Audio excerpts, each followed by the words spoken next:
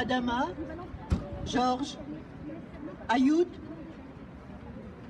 Trois prénoms qui depuis quelques jours résonnent à nos oreilles, mais qui font suite à d'autres noms que nous avons entendus, d'autres violences qui ont mis fin à des vies qui ne demandaient qu'à offrir au monde ce qu'elles avaient à donner, parce que pour leur couleur de peau, pour leurs opinions parfois, ils ne sont pas bienvenus auprès de certains.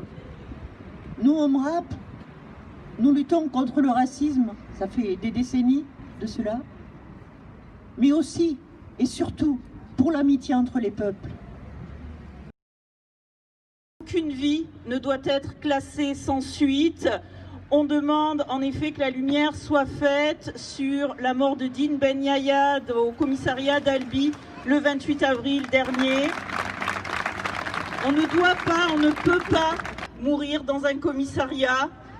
On a aussi une pensée pour Clément Méric, puisque hier on était le 5 juin et que c'était le triste anniversaire de sa mort, assassiné par des groupes d'extrême droite.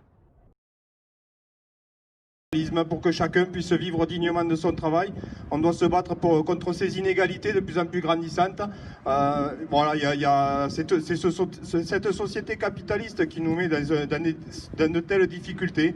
Donc le droit au travail, le droit à la santé. Donc le 16 juin prochain, il y aura un rassemblement à 13h devant l'hôpital pour défendre notre hôpital public. On a applaudi aux fenêtres pendant ces deux mois et demi de confinement. Enfin, je pense à tous nos quartiers populaires qui justement vivent souvent dans des situations de mal logement, de mal santé et qui souffrent aussi de ne pas pouvoir travailler, de ne pas pouvoir apporter leur pierre à l'édifice.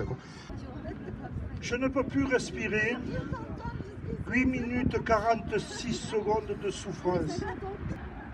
Le Parti communiste tient à apporter son soutien à la famille Floyd et au mouvement pour les droits civiques, l'égalité et la justice aux États-Unis, aux forces démocratiques et de gauche qui combattent la politique de Trump et veulent transformer la société américaine.